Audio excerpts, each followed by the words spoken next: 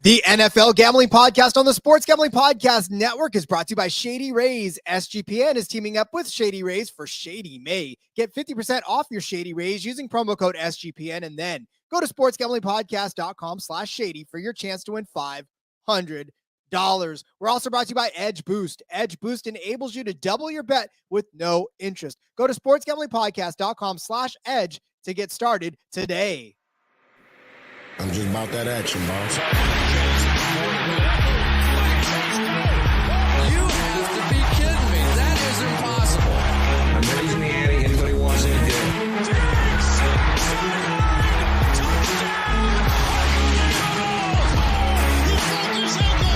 He is Houdini.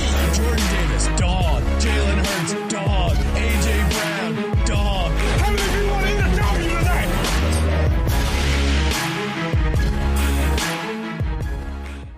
Welcome in to another episode of the NFL Gambling Podcast here on the Sports Gambling Podcast Network. He's Ryan McIntyre. I'm Rod Villagomez. Justin Mark on assignment this week, so he will not be joining us, but definitely we'll be back again for another episode soon.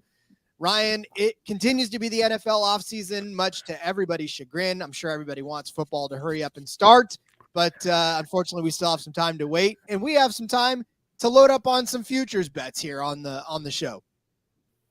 Yes, we do. And it's a football Friday. So happy football Friday to everybody listening. And I do this every Friday. We are less than 16 weeks away from Lions Chiefs. So the countdown continues here on a Friday.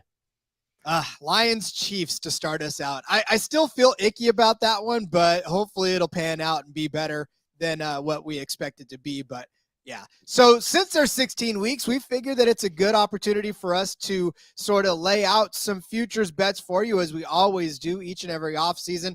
Today, we're going to take a look at some way too early player futures. Obviously, camps are just now getting started in not even in full earnest, but, rookies have been taking the field. We've seen some workouts, but it's still never too early to start identifying some values when it comes to players' futures. We've got some odds for Coach of the Year. Actually, it's not a player, but still a futures bet to take a look at. We've got offensive players. We've got most rushing yards, passing yards, totals like that. So, this is a great opportunity for us to even have a conversation about how we think the season is going to shake out for these players. It's never too early to look to some futures, because I think we'll see it. We'll see some of the narratives that go on throughout June, July, into August with training camp. And I think the markets will reflect that. Like, for example, the teams that are going to be sexy teams in the offseason, the New York Jets of the world, I think that we're going to see some line movement with them. I think you're always going to see line movement with Kansas City, Cincinnati, and Buffalo, just because they've been the three best teams. They got the three best quarterbacks. So you may get your best value now. One of the best things, I guess, of doing something like this, doing these early looks, especially months ahead of the schedule, is to go back and look at how these lines actually have shifted over the course of the last few, or when the season gets closer, to see just exactly how much camp and news from camp and everything shifts these lines. And, it's just very interesting. And then, of course, we were talking just before we got on the show about how these books actually pick who they choose to spotlight this early out in the season, because as we'll note, with some of these rushing yard leaders and passing yard leaders, not everybody's accounted for yet. And the ones that are kind of have you scratching your head a little bit.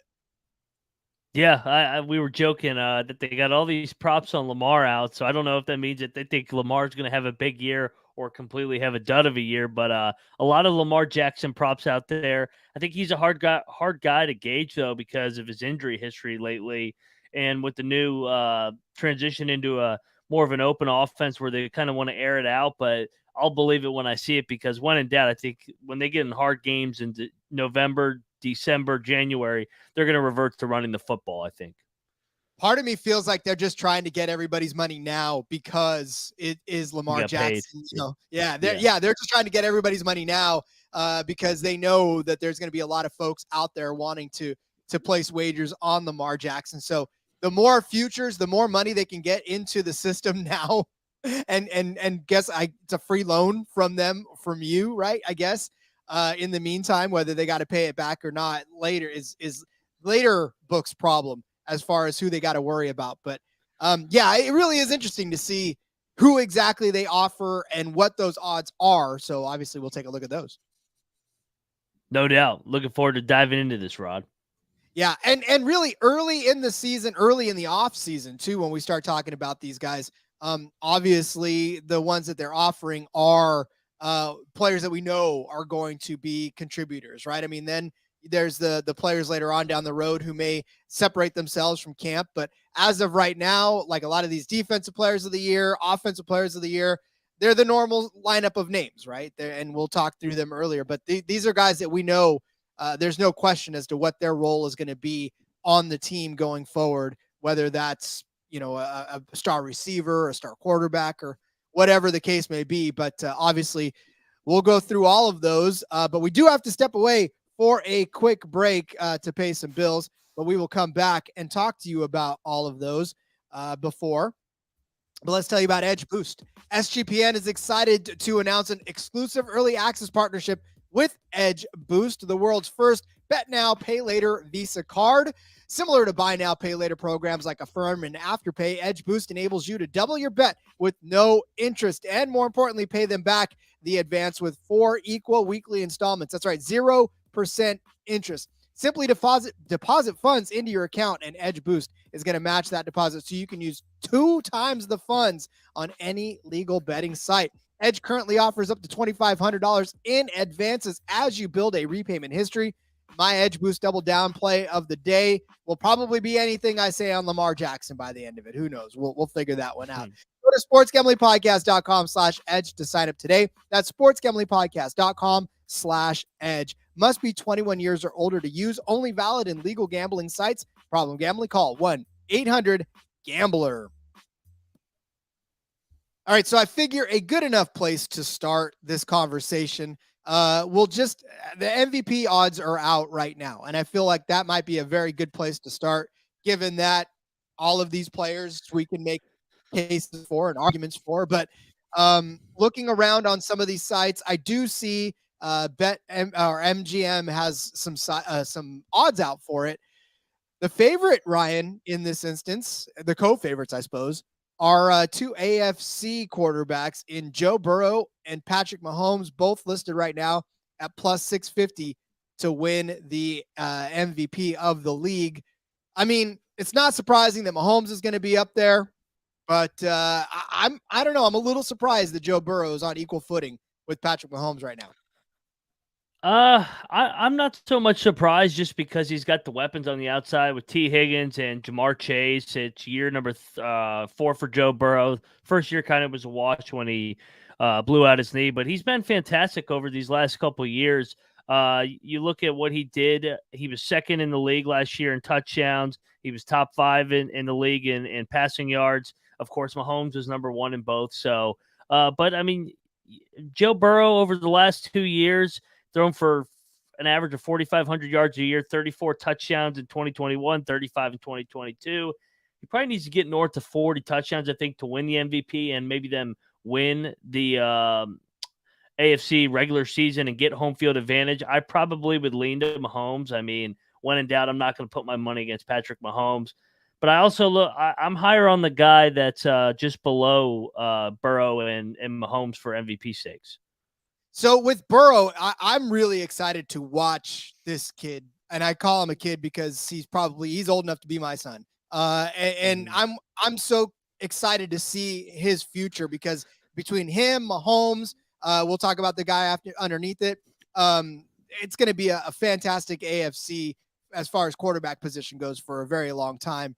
But here's the interesting part. And so Josh Allen is next on the list at plus 750. You alluded you're excited about him. Justin Herbert at plus 900 underneath them. I want you to understand as we go through this, the AFC quarterbacks are dominating this conversation. There's Joe Burrow, Patrick Mahomes, Allen, Herbert.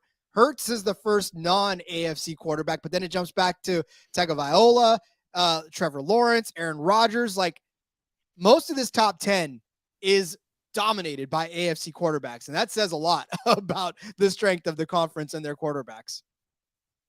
Yeah, and I think that's why we're so high on the AFC versus NFC is not only just the amount of talent with the quarterbacks, but the depth. I mean, you got the three guys up top that everybody talks about: Mahomes, Burrow, Allen. But then you got the next wave of generations with the Herberts, the Lawrences. You got two of them. You got the old guys with Wilson out in Denver, and then Rodgers in New York. Now you got Deshaun Watson still, who's as talented as anybody. Lamar's won an MVP. This conference is loaded. Like it's got 10 to 12 really, really good quarterbacks. And then, I mean, you look at guys that a little bit of uncertainty with Mac Jones and Kenny Pickett. Yeah, they're not going to be MVP candidates, but I think in the right system, they can have good years. So just the overall depth of this league, and your guy, Jimmy G, is a part of this conference now. So yeah, the depth of talent at the quarterback position in the AFC is unbelievable, as deep as I can ever remember a conference. And I think that's why we view the AFC so much more superior to the NFC coming into this NFL season.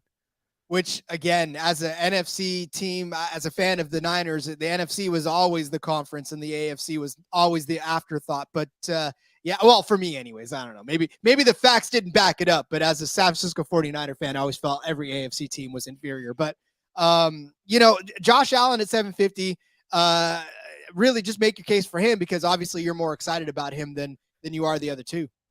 Yeah, I love Josh Allen. He's one of my favorite players in the league, and he's exciting. I think he's a little too exciting for me at times where he sacrifices his body too much. I thought he got banged up after that Jets game, but I think it's second year of playing under Ken Dorsey in the offensive system. I thought it was a little bit of a transition in year number one, moving on from Brian Dable, who took the job with the Giants.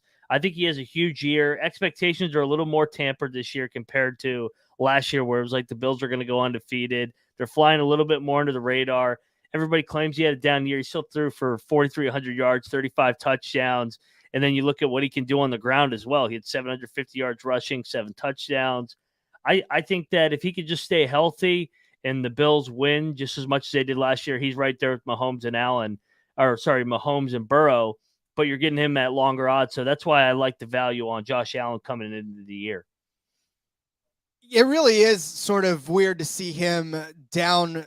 I know that it's still plus 750, but like if you were to pick a three-headed monster, it would be Burrows, Mahomes, and Allen. So I guess maybe the differential between Allen and Mahomes and Burrow is not surprising. But yeah, I don't know though still. Like I get it. I understand. But like still for me, it just eye test wise, like Allen's fantastic. And I'm not going to take anything away from him.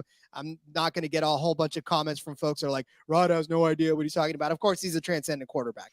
But we've seen Burrow and Mahomes sort of carry it to the next level, right? We've seen them take it there. And I think we need to see Allen in the Super Bowl if he wants to get into that conversation as well with them.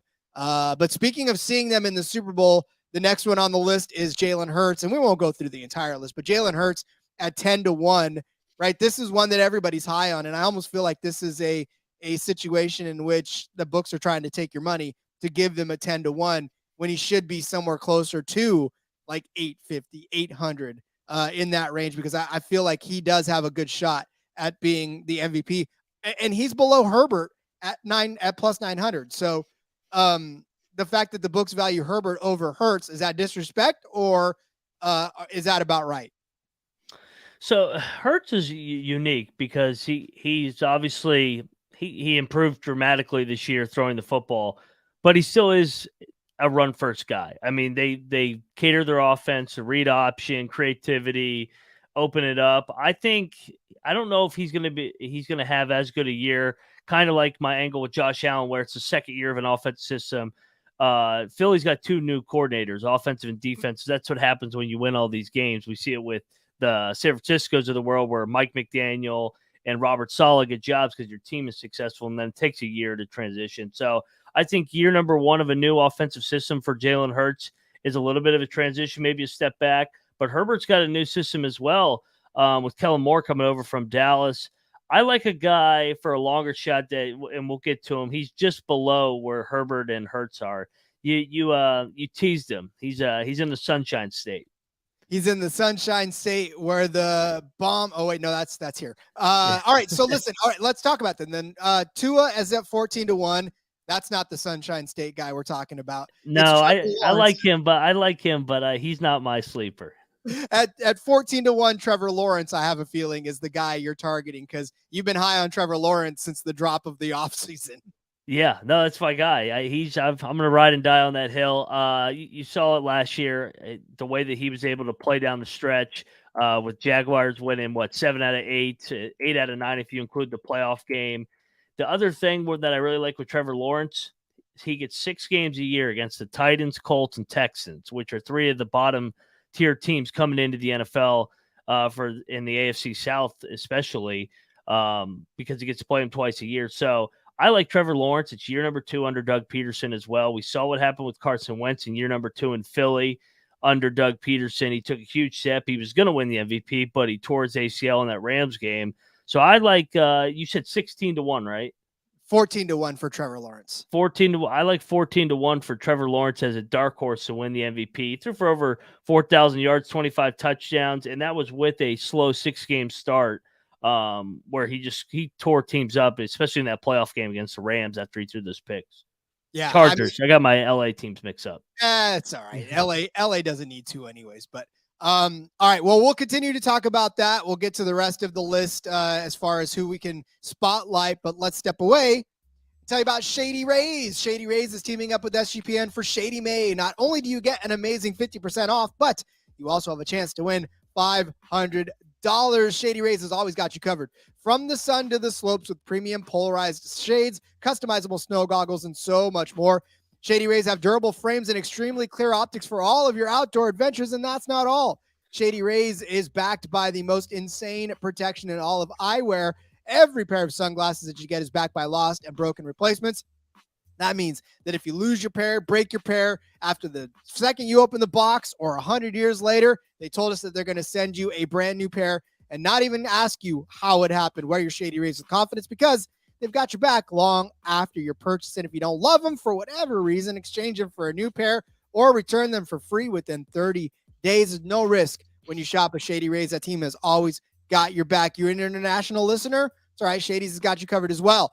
With shipping to Canada, Australia, New Zealand, and the UK. Go to shadyrays.com now. Use the code SGPN for 50% off of 2 or more pairs of polarized sunglasses. And take that receipt to sportsgamblingpodcast.com/shady for your chance to win the $500 Shady May contest. So, yeah, Trevor Lawrence has been your go-to guy for a long time. I'm going to just highlight a few other names, and you just tell me a real quick thought on the rest of these because, I mean, as you get farther down the list, it's kind of difficult to like any of these, especially in certain situations. Aaron Rodgers with the Jets, 14-1. I know he's going to be good. If he turns that Jets team around, you can make a case, but I'm not buying it. It is crazy that I'm so dismissive, or you and I both, of Aaron Rodgers because he did win 2 MVPs the 2 years prior to this last one. But Father Time is undefeated. I'm not saying he's done, but I just think the days of him winning an MVP are done. So I would not go Aaron Rodgers. I think that's a public narrative inflated price there. Yeah, but again, if you feel like he's going to be the savior for the Jets, take them to the Super Bowl and win this year, then 14-1 is probably the best you're going to get. If halfway through the season, Aaron Rodgers is 8-0 with the Jets and has squashed everybody, put up all kinds of passing yards, obviously you're not going to get 14-1 for it. but I don't know that that's a world that we're going to be living in come week 9. So I think we're fine with that. Dak Prescott at 16-1 does not excite me at all. You?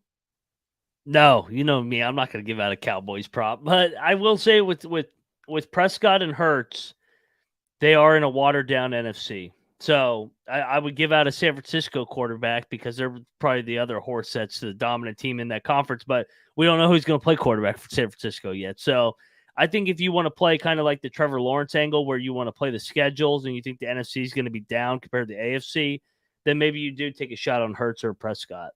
Yeah, Brock Purdy is sitting at 30-1 right now on BetMGM. Where's he at on DraftKings? I'm looking for Brock Purdy. He's 75-1 on DraftKings. Holy cow. What about Darnold? Darnold is on the list on DraftKings. He's 80-1, but I don't see Sam Darnold on the list for I got to scroll pretty far down to get to Sam Darnold on BetMGM. In fact, he's not even there. I will say though that you've got to go down to, good Lord, the first non-quarterback for MVP is Justin Jefferson on BetMGM, and he's 100-1.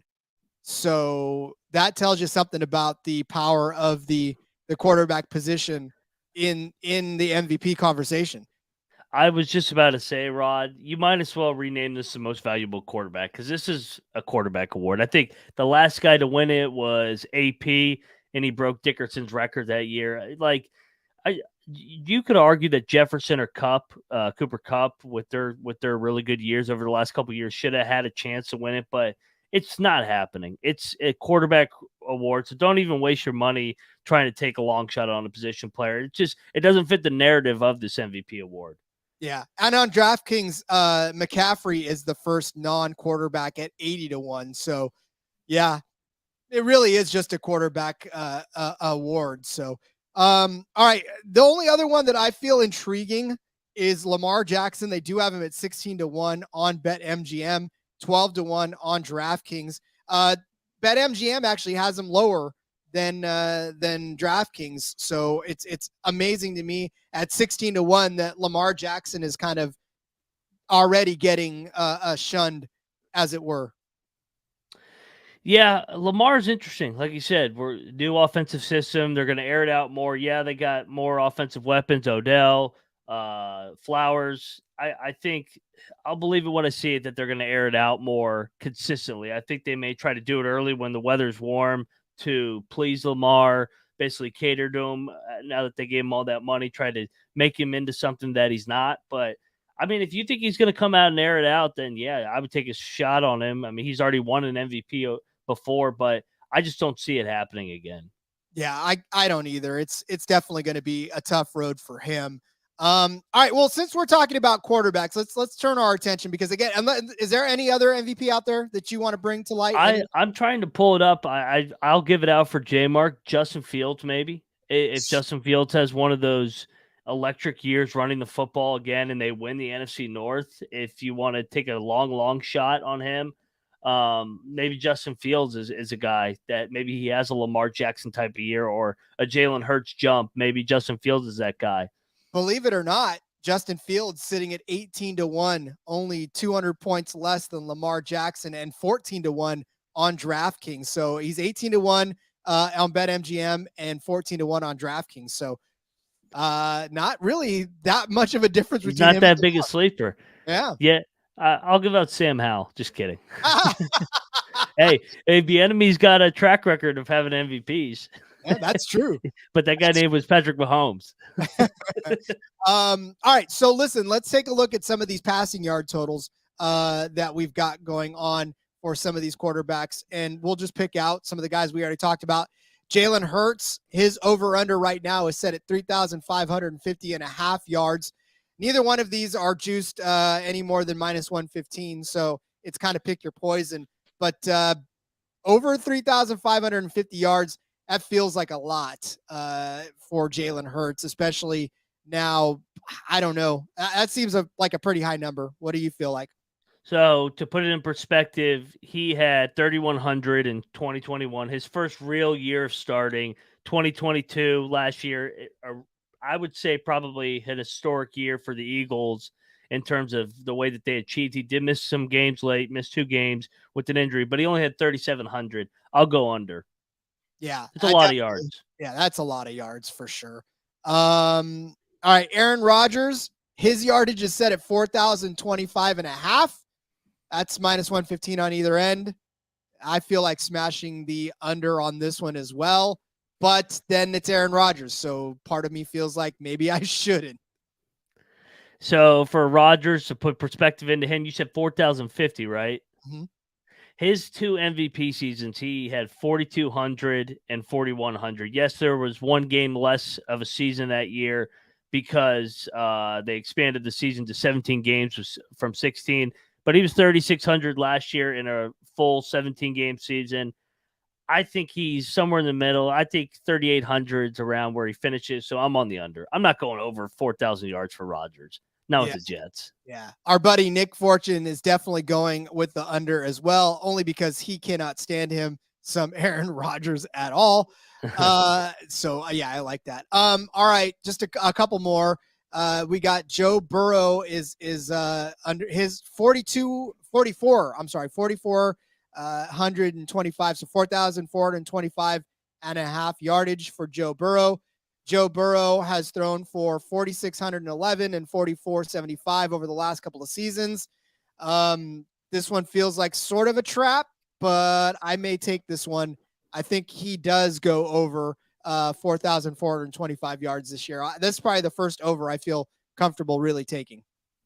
I'm going to zigzag here and go under. I think there's a reason why they're putting this out so early, and they're putting it just below the 2 previous years of, like you said, 4,600 and 4,400. I think he's in that ballpark of 4,200, 4,300. I think this is an under. Interesting. All right, we'll take that. Mahomes, 4,600.5. How do you feel about that one? So looking up Mahomes, 4,600. Look, last year he smashed the over with 5,200. Before that, he was around 4,800, 4,700. I'm going to go under. I don't think that he's going to throw for as many yards as he did last year. I know that's crazy to say under for Patrick Mahomes, but it's hard for me to give out on May the 19th and over a 4,600 for Mahomes. Yeah, well, it's, they want to run the ball more. They've always wanted to run the ball more. I mean, it's like one of those things where it's like you always say, well, we need to run the ball more, and then you don't run the ball more. It's like, well, okay, so what are you going to do at this point? Are you going to run the ball more this year or not?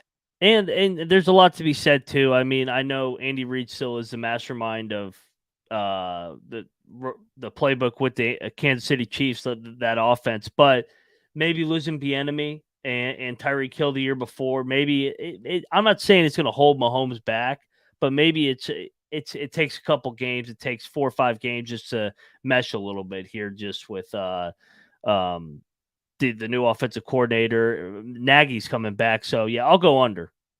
Okay, yeah, me too. Really. All right, last one I want to hit on Lamar Jackson. This is crazy. 3,575.5 passing yards for Lamar Jackson. He's never hit this mark ever in his life. Like I'm not understanding where this. I know they want to throw the ball more, but listen, last season, and again, injury's been a big part of why. But even in his best season, 3,127 yards passing, nowhere near that. Last couple of seasons, he hasn't even broke 3,000 yards. So 3,500 yards. That is a high mark for a guy like Lamar Jackson to hit. If we were giving out a lock for the show, this would be my lock, under. Not even close. He has not come close to this number in his career. I know they want to say that they're going to air it out more. And you said, yeah, he hasn't come close to it because of his health. Well, the health thing doesn't go away the older you get. Like, if anything, you're more susceptible to being injured. So, yeah, I'm going under. He's not throwing for over 3,500 yards. Yeah, not even close. All right, let's wrap up the conversation for quarterbacks with the odds for the most regular season passing yards. We have Mahomes at the top of the list at plus 5,500. We just talked about their over-unders, so let's correlate that into the most regular season passing yards. Again, we got Mahomes at plus 5,500, Burrow at plus 600, Herbert at plus 700, Cousins at plus 1,000. Haven't even said his name yet. Allen at plus 1,000, Tua at 1,200, Lawrence at 1,400. I feel like I want to stop there. We'll talk about those first, 5 names, and see where we go from there. Any of these jumping off the page to you? I think I may go with Herbert. Herbert seems like he's a regular season guy. With Kellen Moore coming over from Dallas, I think they air it out more. They got more weapons. They're healthy. Got the kid from TCU to pair up with Keenan Allen and Mike Williams. So I think I'll take a stab on Herbert. The other guy I would look at is Trevor Lawrence. I mean, I think that they're going to air it out and they're in a weak division. So I'll take a stab on Herbert and Trevor Lawrence for leading the league in passing yards. Other notable names: Aaron Rodgers at 22-1. If you think Jimmy Garoppolo is going to light it up in Las Vegas, 25-1 over there. I'm sorry, I'm a California guy, so every time I see the Raiders, like my initial thought is Oakland. So, forgive me for that, but that's obviously not going to. Lamar Jackson, 40-1. We just talked about that, as well. So pretty crazy. And Rod, real quick, fun fact: Herbert, the last 2 years, has finished second in passing yards. So maybe this is a year he gets over the hump and leads the league in passing yards. Mahomes won it last year, and then somehow that Tom Brady guy led it 2 years ago. I don't know how he does that at the age of what was he, 44 at the time? Robo arm. That's exactly how he does it. Yeah, if we feel like Mahomes is going to take a step back, then I guess Herbert would be the natural one to take over. Ryan, do you have any update on Matt Ryan coming to the Commanders as QB1? Asks Nick. Yeah, I think Washington, Arizona is on CBS, so maybe he's going to draw that as his assignment week 1. So that's as far as I got with Matt Ryan coming to Washington. I love it. All right, let's take a look at some running backs, and let's take a look at the running back position. Won't spend too long on these guys, only because once again, like we talked about as far as on DraftKings, the first non-quarterback to be listed on the list of MVP was Christian McCaffrey at 80-1. Obviously, we're not going to be talking about them as far as MVP status, but I don't know. Does Christian McCaffrey move the needle for you at all on maybe an 80-1 shot to win the MVP, or what is he on? What did I say? 10-1, 100-1 rather on BetMGM. No, I love McCaffrey too. I know he's a Niner. He's a stud, but like I said, I'm not tying up my money and betting against this quarterback trend. It's just not realistic. Yeah, no, for sure. Andrew had a question earlier though. Now that we are on running backs, Kendra Miller to win Offensive Rookie of the Year. We didn't discuss him when we were talking Offensive Rookie of the Year, did we? Because if Kamara does go on that 6-game suspension, Miller could make some noise. What are you thinking about that? Yeah, I mean, he's a talented guy, played at TCU, helped them get to the national championship. I think that's definitely worth a shot, especially with Derek Carr now being there. Now that they actually have a realistic passing game, I think Kamara's kind of been hit or miss even when he's been healthy. He's battled the injury bug the last couple of years as well. So, yeah, kind of a talented rookie stepping into maybe a potential division winner. Yeah, I definitely would take a stab at Kendra Miller to potentially win Offensive Rookie of the Year. It's frustrating when you know a guy is talented and the stats have not been there for it, which is exactly the case with Kamara. And so, maybe they do need an injection at that position. Maybe they do need, they had Ingram and Kamara, and it was like that was the 1-2 punch, right? And then when Ingram was gone, but he came back, it wasn't the same. I don't know. That backfield has not been the highlight that it was a couple of seasons ago when Kamara was just going ballistic all over the place. That demise, they need somebody. They need fresh blood. So, even if I feel like Kamara goes out or doesn't go out with a 6-game suspension, maybe they start to work Miller in more, and maybe he does become the standout that backfield needs again, and maybe that alone puts him in that Rookie of the Year conversation. And I mean, Kamara has not been that productive the last couple of years. He's failed to average more than 4 yards a carry since 2020. So he's kind of been hit or miss. He's missed multiple games each year. Always has off the field issues. So yeah, I like Miller to step in. Maybe like you said, give him some fresh blood, fresh legs, and maybe Kamara comes back and is kind of a piece that complements Miller, kind of like we saw with Pollard and Zeke. Yeah, I mean, I'm all for it too. So it's I think that's a good head. Or I don't know what the odds are for that right now. I did not pull them up because I was not smart with it, but we'll find him and we'll give him to you. We'll actually tell you what we think that should be for it. But let's turn our attention to the most regular season rushing yards, the futures for that. Right now, we've got Jonathan Taylor at 8-1, Derrick Henry at 8-1, Nick Chubb at 10-1, Dalvin Cook at 12-1. You don't even know what team he's playing for. Yeah, that's true. I mean, who knows now? He could be very well on his way out of Minnesota. Josh Jacobs at 12-1, and then Bijan, I'll stop here at 14-1 because I feel like that's probably a natural stopping point. Unless you think Saquon Barkley at 14-1 should be in that conversation as well. But any of those favorites, Ryan, what are you feeling like as far as those favorites are concerned? Yeah, I probably would go Nick Chubb in Cleveland. I think he's kind of just been the consistent horse there in Cleveland the last couple of years. He's averaged 5.5 yards a carry. You could argue Cleveland's got maybe the best offensive line in football, definitely a top 5 unit. Now, year number 2, Watson, big year for them. I think Watson's improved, helps the running game out. I'll take a stab on Chubb. He's been knocking on the door to lead the league in rushing. He finished last year with 1,500 yards at 3rd in the league, and then the year before that, he missed a couple games, but he still was in the top 10 by the end. I think I like Chubb, or he finished second, in 2021 with him missing multiple games. So I'll take Chubb, and then what'd you say the King was at? King Henry? Same as Jonathan Taylor at 8-1. Those guys have so much mileage over the last couple of years with how many carries and the beating that those guys have taken, and then the quarterback uncertainties in Indianapolis with Richardson or Minshew, and then in Tennessee you got Tannehill and then maybe Levis.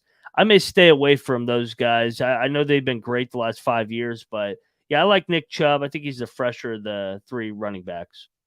I'm intrigued by Josh Jacobs. Just because to see what Jimmy G, because we know that running backs can thrive in a Jimmy G offense, right? Because we're not necessarily expecting Jimmy to light it up in the passing game. He definitely leans on his running game. He leans on the short passing game. So for Josh Jacobs, who led the league last year in rushing yards, right? 1,653 yards altogether over Derrick Henry. Could he do it again? Like that's the question. Can he do it again now that Jimmy G is there? And look, we know that Jimmy G's still pretty fragile too. So he could go down and, we could see another quarterback step up in his place and may have to lean on Josh Jacobs again. And at 12-1, I feel like that's a pretty intriguing number for Josh Jacobs to come in and lead this league in rushing again. Yeah, and the crazy thing about Jacobs, this was the year number 1 of the Josh McDaniels offense.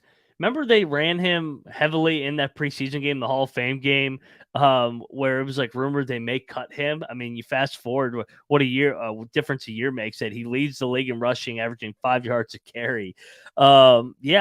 Jacobs is still relatively fresh. We know the life expectancy, I guess is the right term for these running backs in the league, is like 4 or 5 years, and then they just run out of gas like the Zeke Elliott's of the world. He's still young. I think Jacobs is worth a stab. This is crazy. He doesn't actually play running back, but Justin Fields finished 7th in the league last year in rushing yards. Maybe there's a scenario where Justin Fields, if he could stay healthy, he leads the league in rushing. 22-1. Those are his odds for that. Yeah. So not a bad stab. Yeah, if you like his MVP odds, I think this is definitely worth taking a shot, because I don't think he's going to kill everybody through the air, so he's got to take it to a whole nother level on the ground. The year that Lamar won the MVP, I think, was 2019. I'm pulling up what Lamar did on the ground. He finished 6th in the league, so 1,200 yards. I don't remember the last time if anybody's had a closer opportunity to leading the NFL in rushing at the quarterback position. Maybe the RG3 and Cam Newton years. Pulling up Cam Newton's stats in 2015. No, he wasn't on there. But Cam was more of the red zone presence more than the bulk yardage, kind of like Lamar and Justin Fields are. Lamar at 30-1 to win this. Hurts at 35-1 if you feel like he's going to get a pretty good run at it. But I don't know that either one of them. Lamar, but definitely not Hurts. Yeah. All right, I want to ask you. So they have one total regular season they've got two listings here on BetMGM for regular season touchdowns on prop bets. They consist of Lamar Jackson and Bijan Robinson. Like, those are your two choices for this so far early in the season. We talked about how books are just trying to take your money early. I feel like this is betting on the hype as far as that. So the over-under on this, Ryan, Lamar, his rushing touchdown total is set at 6.5. The over is at -125. The under is at -105. Does he have 7 touchdowns in him on the ground this season? You look at what he's done over the last few. He's only had 7 twice in his career. And outside of that, it's 5, 2, and 3. So can he get it done on the ground again? I'm going under. I don't think he's got too much injury uncertainty. Man, they're really throwing out these Lamar props, daring everybody to take the over. So I think this is a zag while everybody's zigging. So I'll take the unders here. Yeah, and the unders priced just the best for you at -105. So if you're going to take either side of that, take that. All right, let's talk about Bijan then. They've got his total set at 8.5. 115 either way, -115 either way.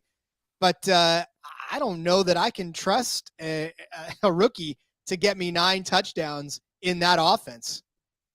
Well, the Falcons are weird because we know the Falcons are going to run the ball. We saw it last year where they basically almost had a 2-to-1 ratio. Some games where they attempted twice as many rush attempts as passing attempts. Ritter's going to slide in, so we know they're going to continue to run the ball. Algier, Patterson, they got a talented backfield, even with Robinson. I probably would go under just because everybody's labeling him already as their rookie of the year. But I just think that the other guys are going to touch the ball too. Patterson's been a red zone magnet for the Falcons in his tenure there. Last year, he had 8 touchdowns. A year before that, 6. So 14 touchdowns in 2 years. I still think he's a red zone candidate for the Falcons there. Yeah. And he takes away from Bijan's touches. Yeah, and so that kind of leads into this one, and I'll leave it here because I feel like this is a good place to leave this running back conversation with his over-under on yardage. They've got Bijan over his number set at 1,075.5 yards. What? They expect him to be a 1,000-yard rusher right out of the gate in that Atlanta offense? Give me the under on this one. Yeah, I'm not taking the bait. This is another under for me. But back, not so much just because he's not talented. It's going to be, I think, more of a committee than people are giving it credit for. I think they drafted him, but yes, they want him to be the primary guy, but Algier and Patterson aren't going anywhere. They have plenty of horses still to run the football in Atlanta outside of Robinson. Yeah, I'm not even thinking at all 1,000-yard rusher. He'd be lucky if he gets to 700, honestly. Maybe even 800, but I definitely don't see, even in 17 games, 1,000 yards is hard to do for running backs who have been at it for a ton of time. It's difficult. Although there were 16 running backs that actually hit over 1,000 yards. Algier got there at 1035 last year, but again, he's still on that team. So and Patterson had 700. So it's like, you're not just not going to use those guys. So I think it could be a year where none of them reach it and they're all around that 700-800 mark. Yeah, again, so it's all eating their own. So I definitely will not take the over on that. All right, let's turn our attention to the receiving position. We talked about it. The book with the most generous offer for MVP was Justin Jefferson at 100-1 for MVP. But I don't know, again, that a receiver is going to walk away with the MVP of the league this year, since it is a quarterback. But I will say, so Jefferson was at 100-1, Jamar's at 100-1, Tyreek's at 100-1. So if I were to pick 3 receivers to even try, those would probably be the 3 that I would try. Yeah, I think Justin Jefferson would be your guy just because he's been the most consistent with 1,800 yards last year, 1,600 the year before, 1,400 his rookie year. So on pace, he's set for 2,000 this year. Yeah, well, I mean, it probably wouldn't be far out of his reach. Well, so then that leads to the question as we look at some of these most regular season receiving odds early up. Jefferson does sit on the top of that list at plus 750. Jamar Chase right behind him at plus 750. Tyreek Hill at plus 900. Cooper Kupp at 11-1. AJ Brown 16-1. I mean, Jalen Waddle 18-1. Devontae Adams at 18-1. Stephon Diggs at 20-1. That's where I'll stop because Kelsey's the next one on that list at 25-1, which is kind of absurd. I don't know that he's going to lead the league in receiving yards, but among those top 9 or 10, you talked about Jefferson leading, probably going to be that guy again. But I mean, do you stake 7.5-1 to get that done? I don't know if I would. I think it's hard to lead the league in receiving back-to-back years, but you look at it, he did lead the league in targets. I think if Tua stays healthy, Tyreek's a guy you look at. Because Tyreek was up there third in targets, third in yardage. I mean, obviously we know his big playability, being able to beat guys over the top. Or maybe Cooper Kupp bounces back with Stafford and they have a big year. I mean, you look at what he did just 2 years ago, their Super Bowl year in his first year with Matt Stafford. He had 2,000 yards receiving on 200 targets. So I'd take a stab at Kupp on a bounce back maybe, and Tyreek Hill. Yeah, I mean, the only other person like AJ Brown on this list at 16-1 is intriguing. Devontae Adams now I feel like takes a small step back at 18-1. Right, I don't know that he's going to lead the league in receiving because he's got Jimmy, and again, Jimmy's not going to. He'll get Devontae to a 1,000-yard season. That's probably going to happen. But I don't see it going 1,700 yards like he's going to need to beat a guy like Justin Jefferson or even a Tyreek Hill for that matter. Tyreek Hill last year 1,710 yards with Tua and not Tua. Right, I mean this was with and without Tua. So Tyreek is dangerous. Yeah, completely agree. If you're a big Jets fan and you're buying into the Aaron Rodgers hype, Garrett Wilson's up there. I mean, we saw what Rodgers was able to do with the Devontae Adams. Maybe Wilson's a guy that people would be interested in. 25-1 for Garrett Wilson on DraftKings. That's pretty interesting. CeeDee Lamb on this list is actually 28-1, and CeeDee Lamb was actually 6th in the league overall when it came to receiving yards at 1,359. Again, you're not going to get Ryan to say anything nice about the Cowboys, but I still don't see him being a factor. So 28-1 there. Honestly, Ryan, the names at the top of this list are at the top of this list for a reason. So it's not, I mean, like I said, with Justin Jefferson, it's probably going to be going in a way unless you really feel like Tyreek Hill with a full season of Tua can surpass him. But it's a little tough to go down this list and try to find anybody that has an opportunity to get more than that's past like 30-1, like Scary Terry, Devontae Smith, they're both 30-1. DK Metcalf and Tyler Lockett, like DK Metcalf's at 3,500, Lockett's at plus 40-1. So like, I don't know, man. Like none of these guys are really moving the dial for me. Oh, you muted. Oh, I muted myself. I was coughing. Sorry. If I want to buy back into my Jags narrative, year number 2 of the Jacksonville with Doug Pederson, what he did in Philly, maybe a Christian Kirk at 50-1. He finished 12th in the league last year in receiving yards. It's back-to-back 1,000-yard receiving seasons for him. We saw him. He was big in the playoff run. Maybe they continue the momentum with Christian Kirk there. Calvin Ridley 60-1. They get him off the gambling suspension. So maybe if you believe in the Jaguars with the soft schedule, maybe and Trevor Lawrence to take another step, maybe those Jags are worth a stab. Could be. All right. So the books are very, very thin on receiving totals. Actually, it's crazy. DraftKings has Garrett Wilson and Odell Beckham Jr. listed on there. They've got Garrett Wilson at 1,150.5 yards. That's his total. The over is at -120. The under is at -110. Do we think Aaron Rodgers could get Garrett Wilson over 1,150 yards? I think so. I'll actually give out an over in this one. He was 1,100 in his rookie year. I know it's his second year, but I think better quarterback play, more consistent. I'll go over on this one. Intriguing to me that Odell Beckham is only at 575.5. They're both sides of this is at minus 115. Can Lamar Jackson get Odell Beckham over 575 yards? This one's all pending health on both sides, quarterback and receiving.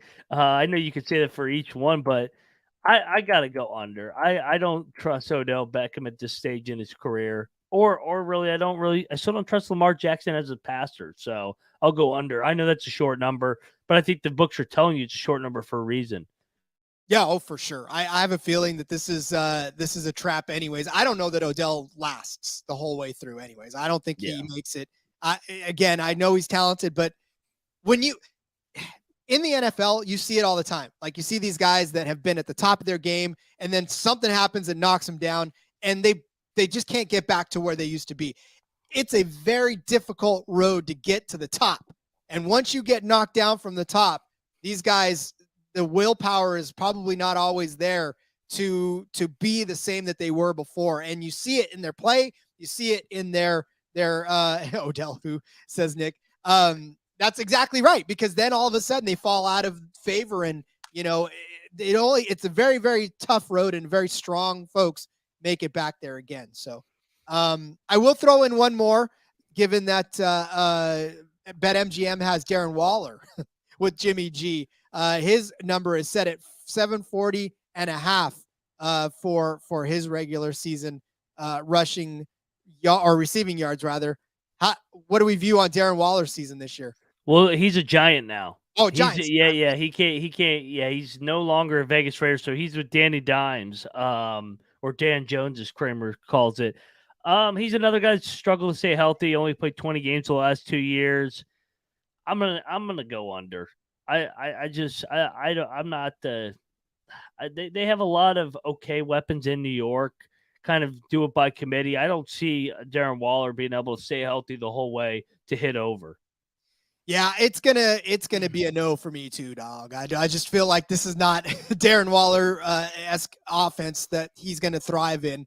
And yeah, if he gets hurt again, then it's all bets are off anyways. So, all right, that's it for pass catchers. Let's talk about some defensive and coaches here real quick.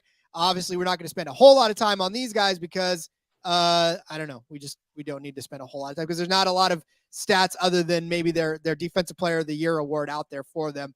Micah Parsons sits at plus 650, Myles Garrett plus 700, TJ Watt plus 750, Nick Bosa at 10-1, Max Crosby at 12-1, Ahmad Gardner at 12-1. So Sauce Gardner at 12-1. That's about where I'll stop the list because they got Brian Burns, Hassan Reddick, Aiden Hutchinson, Aaron Donald, I guess at 25-1 is another name to bring up. Any of these names doing anything for you, Ryan? Man, this is a hard one to gauge. This has kind of become the pass rusher award as of late. I mean, you look at last year, Bosa won it, then TJ Watt, Donald won it. Donald won it 3 out of 5 or 4 years before that. The first non-defensive lineman you go down the list is Gilmore in 2019, but you look all the way back then, it was Kuechly all the way back in 2013. I think if you're going to go with somebody, you got to go with the defensive lineman. So I think you can't go wrong with the Bosa or Watt. I think those guys have even Myles Garrett. Myles Garrett has not won this award yet.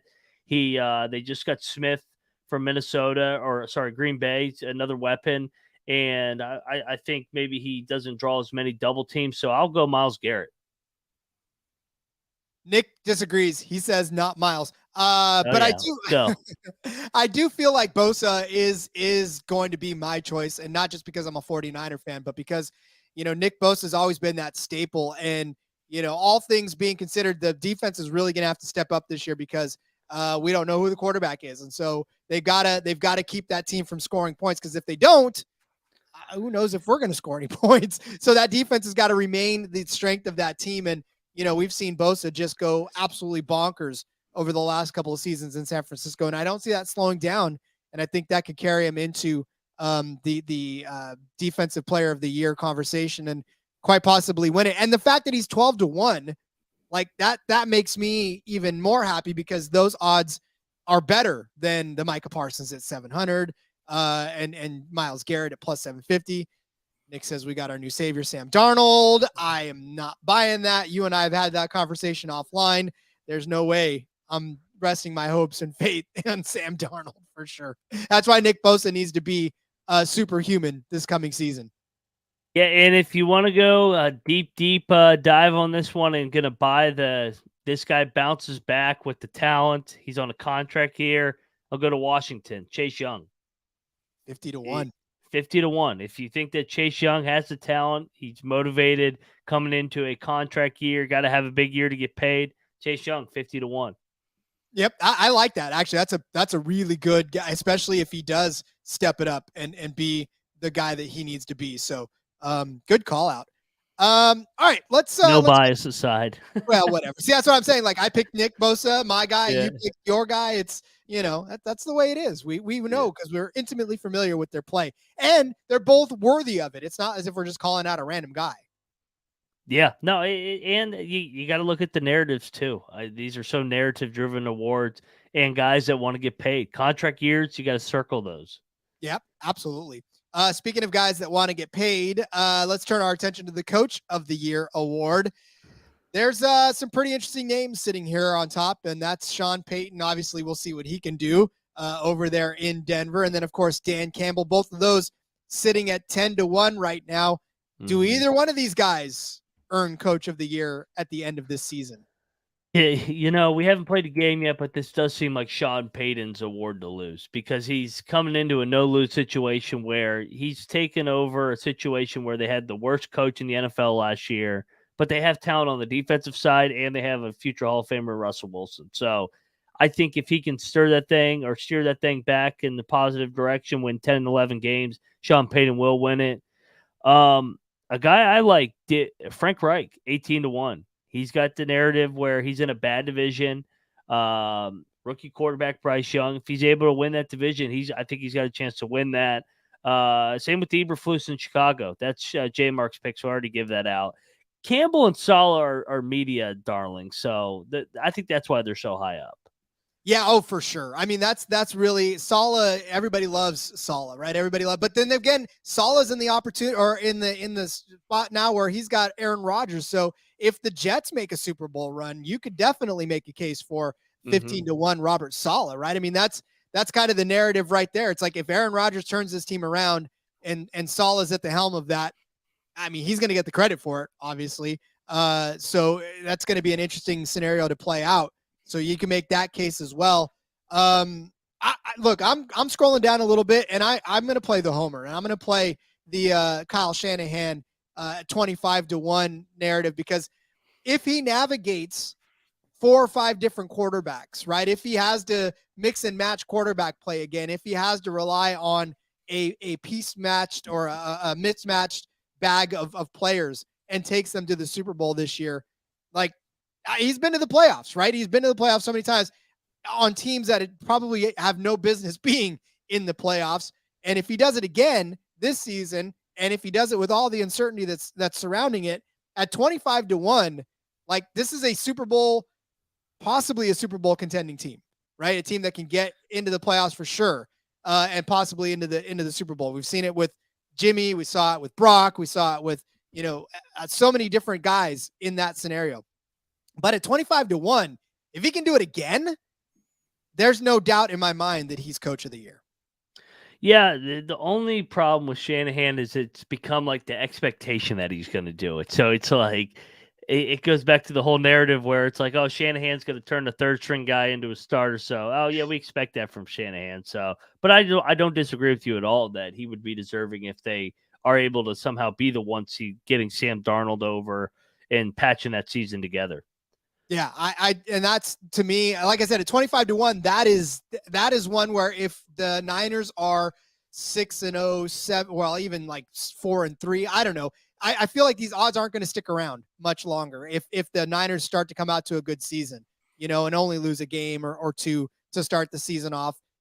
You'll start to see these odds drop, and you won't get 25-1 for a Kyle Shanahan to be the coach of the year. Any other name on here sort of piquing your interest other than the ones we've talked about? You could go to the same division if Seattle's able to dethrone San Francisco. Pete Carroll. You could argue Pete Carroll should have won it last year when they got rid of Russ. They take another step forward and maybe they're a 1 or 2 seed this year. I think Pete Carroll has all the makings of a potential coach of the year candidate. Yeah, I agree with you on that one too. And again, the reason that I talked about the Niners too and Kyle Shanahan is that if they play an AFC team, it's likely going to be the Chiefs, right? And Andy Reid's at 40-1. Andy Reid's not going to win Coach of the Year. he's just not anymore. There's no compelling stories anymore. It's you have to go undefeated. Exactly. Yeah. If he goes undefeated and wins out everywhere, then that's Coach of the Year. But his resume is already stuffed. He doesn't need that anymore. But yeah, I like it. That's about as much as I can go. I don't feel comfortable giving out anybody else on this one, unless there's really a team that you think makes a gigantic turnaround.